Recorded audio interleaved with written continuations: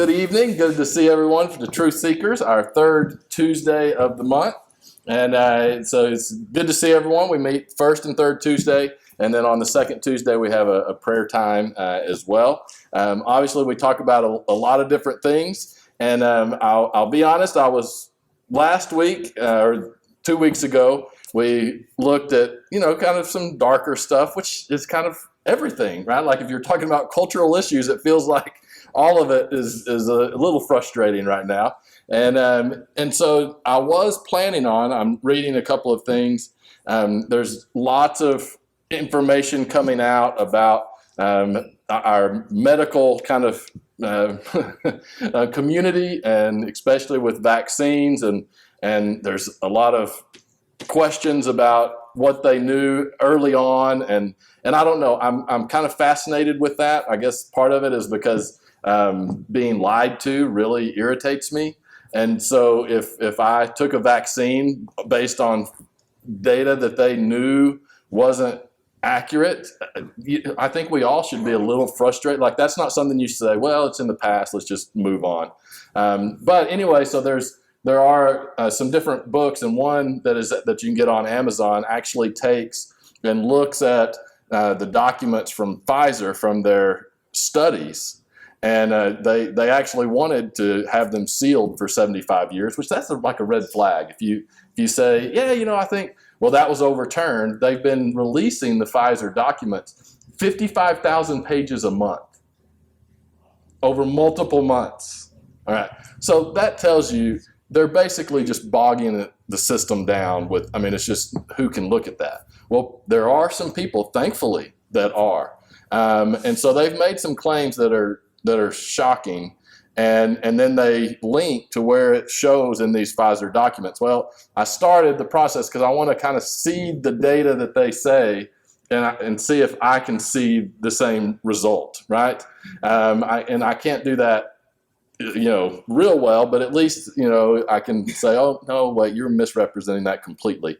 So I started that process, and I'm still going to talk about that. But as I was doing it, I was like, no, I can't do that this week. Need to kind of refocus and remember that we also have to have some hope in all of this. And so I'm reading a book called White Pill.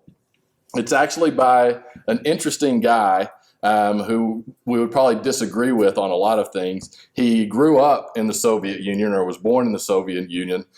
He's basically, he considers himself an anarchist, but not a violent anarchist. But as you talk to him, you can kind of understand that. He doesn't like government because he kind of grew up in the Soviet Union, and he also is very aware of what's happening in some of the areas of our government too.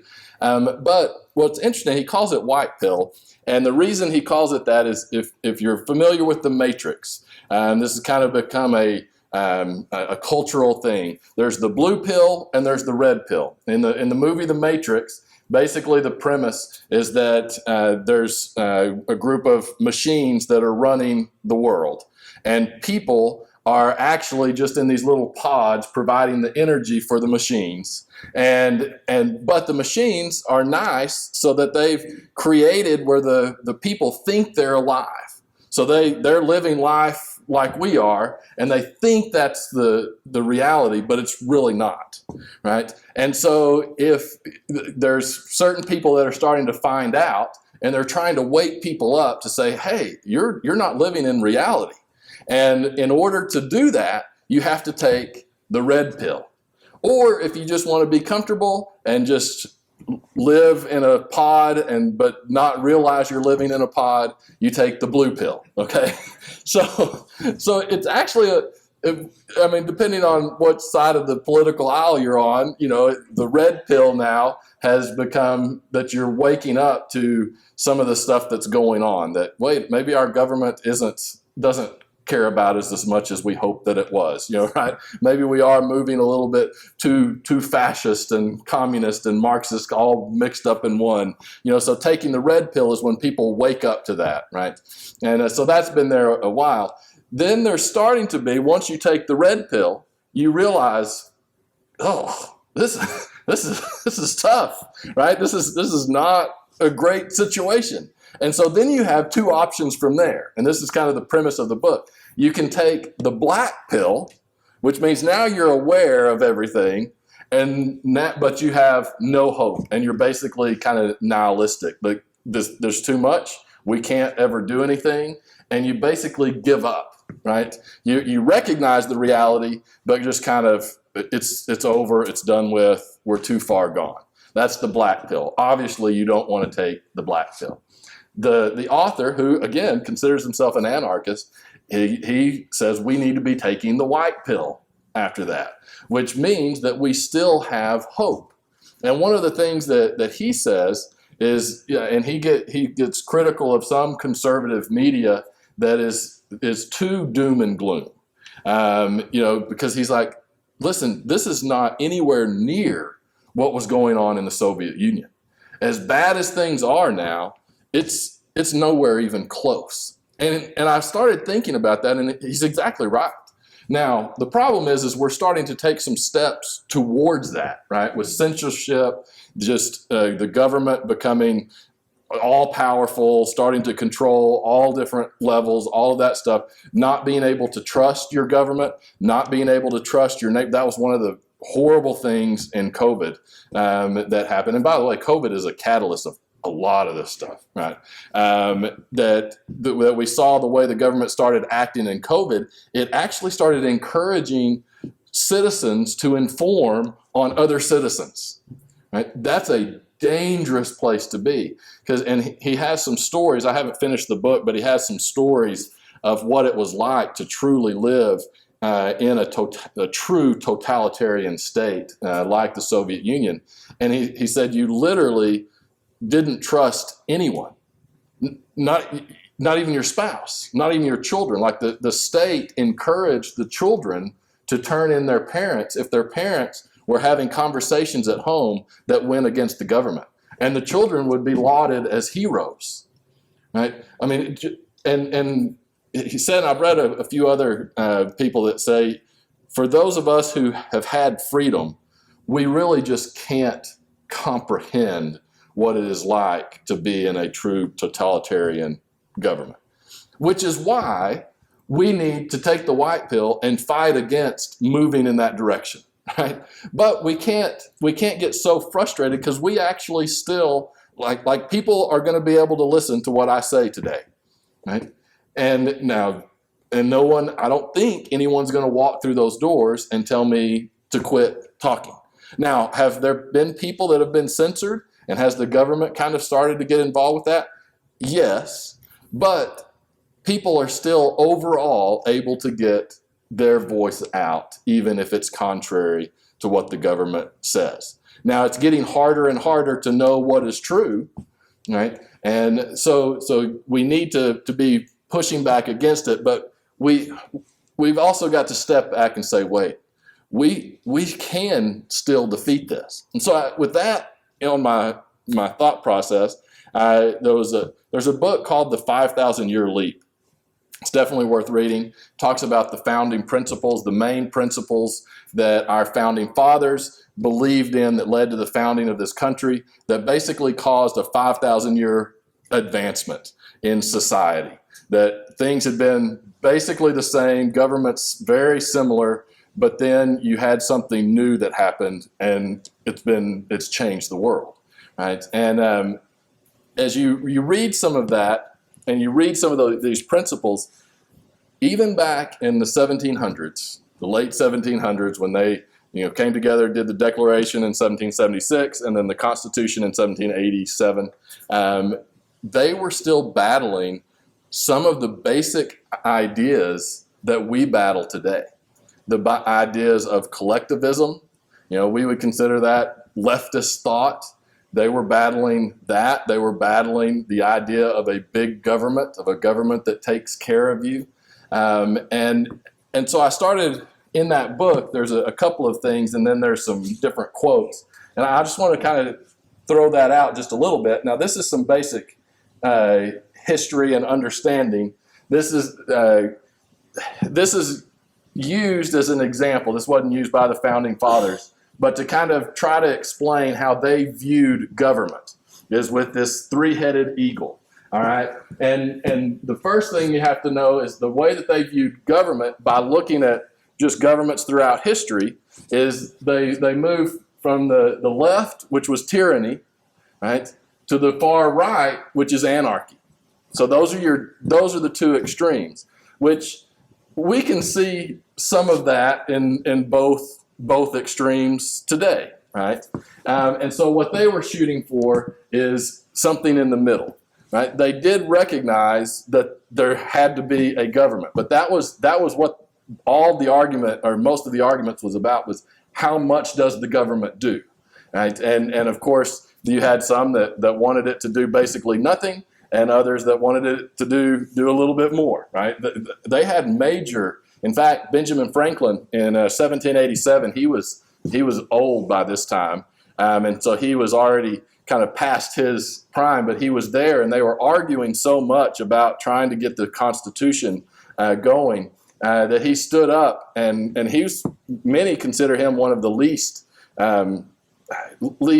people of faith, least faithful of the founding fathers. But he actually got up and said, "Hey, we have got to step back here," and he recommended that they started every morning with prayer, and that they actually broke and went to a worship service together. And then from that time on, they had an official chaplain that they voted on to be there to start every meeting. It was just neat, but recognizing how important this process was. So that's important to kind of understand, where they knew that governments can be tyrannical. They knew that they could be anarchy, and neither of those are good for the people, because they want to do what's best for the people.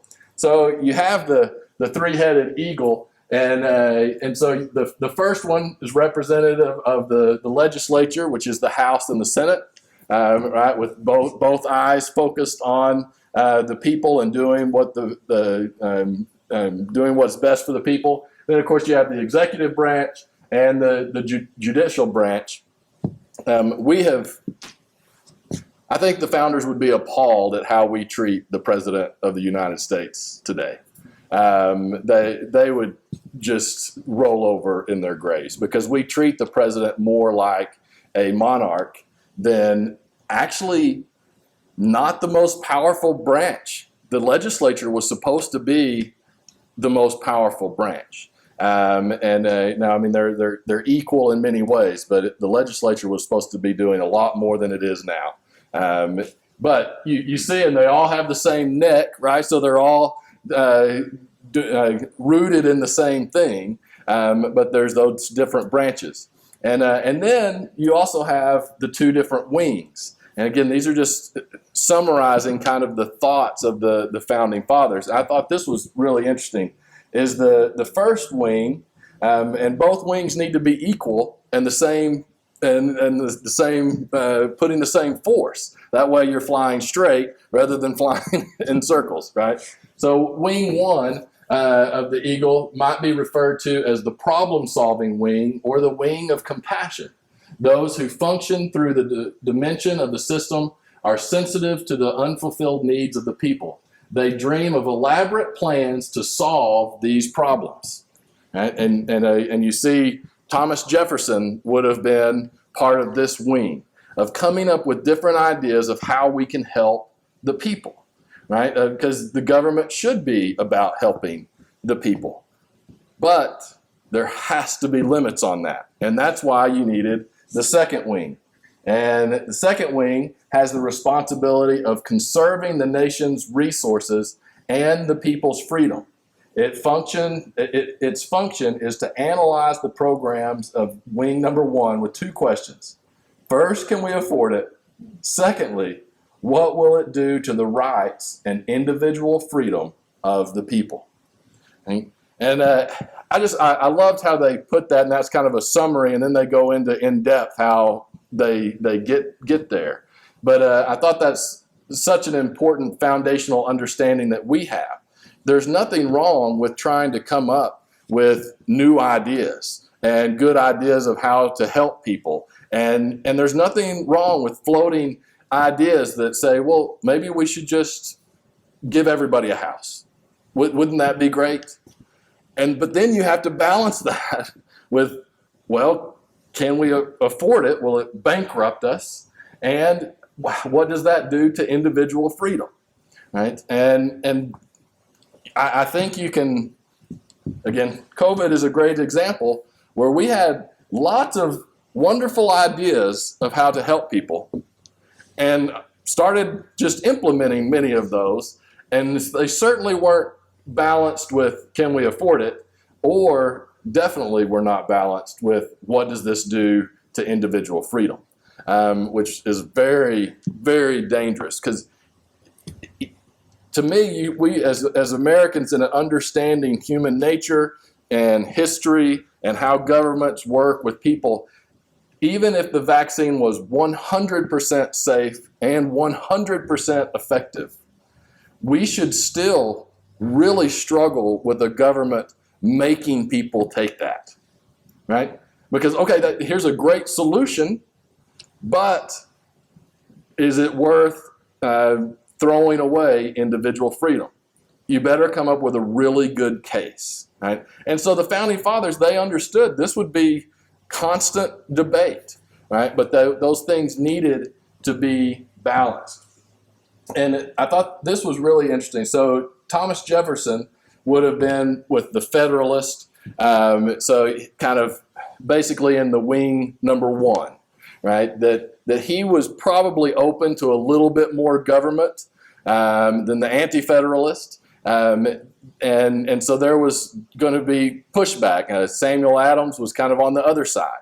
And they had lots of heated debates. And Thomas Jefferson has lots of writings. And in some of his writings, he said this. And this I thought was really interesting because it's basically the struggle that we have now. And they had it back then. He wrote this. He says, "I've spoken to the Federalists as if they were a homogeneous body. But this is not the truth.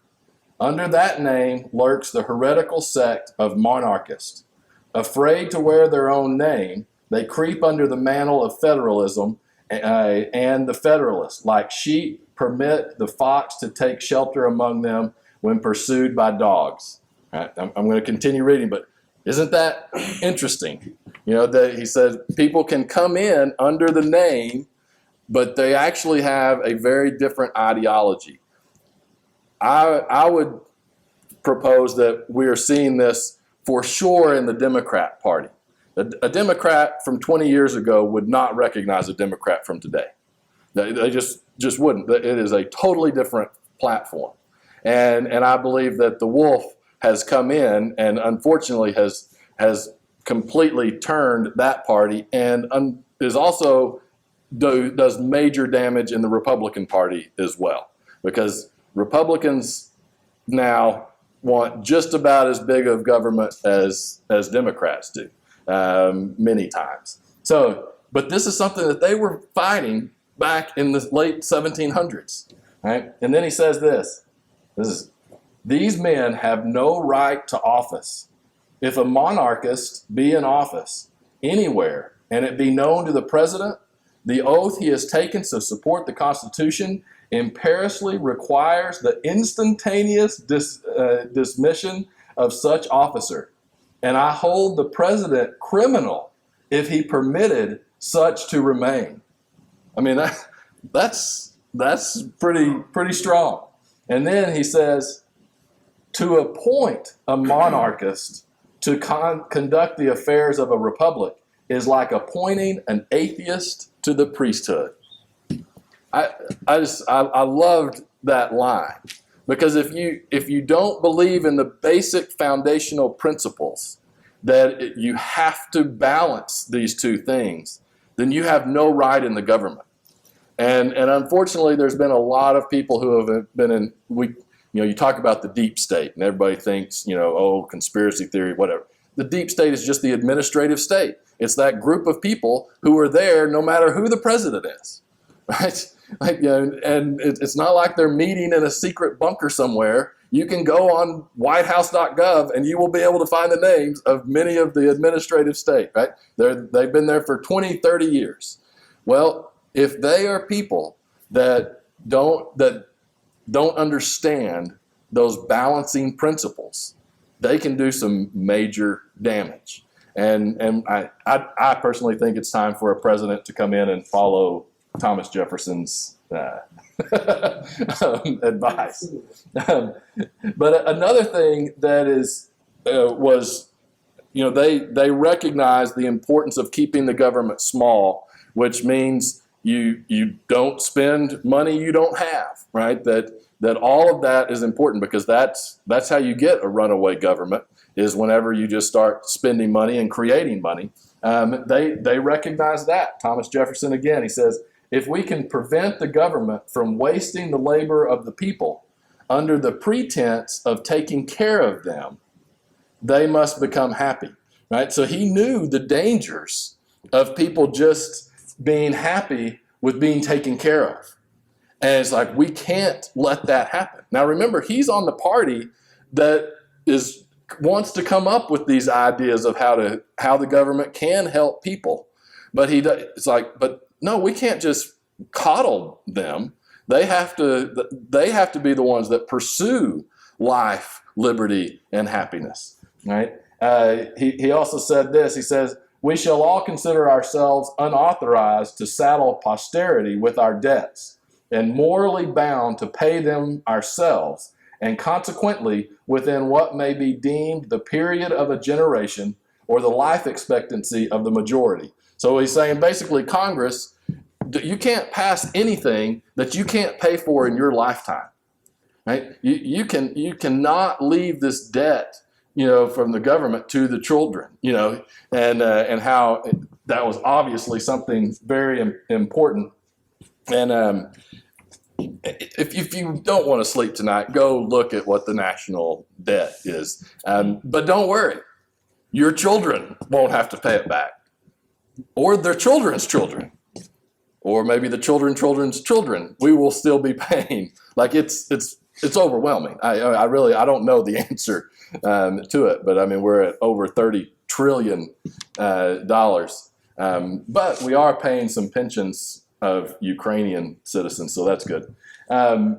This I thought was really interesting, Samuel Adams mentions, because he, again, recognizes how if the government starts thinking it can fix everything, that just leads to problems. And he said this, he says, the fact that he used this word, the utopian schemes of leveling, which leveling was the redistribution of wealth.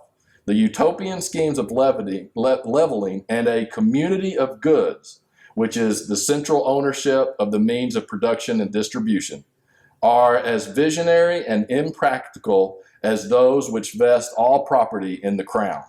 These ideas are arbitrary, despotic, and in our government, unconstitutional. Now, I find that really interesting. Again, we're talking about Marxism hadn't even come about at that point. Marx was in the 1800s, right?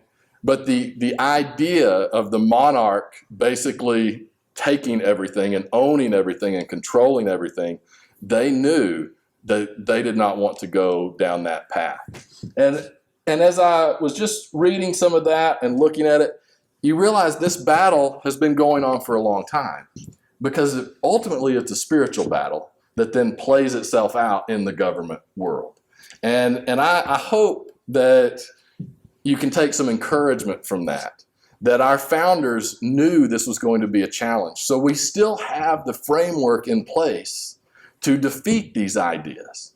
And we've had to defeat these ideas at different times. The 60s, 50s, and then 60s, that was a major attack. And we've lost ground since Woodrow Wilson. We have been losing, he loved the administrative state, right? We have been losing ground, but it's not over. The battle is far from over. We can still make a difference, and I believe that we will. And so I just want to encourage us we have to stay the good fight. We do have to acknowledge the evil and the frustration that is out there, but know that this is not a new fight. It's been going on for a long time, and ultimately we are on the winning side.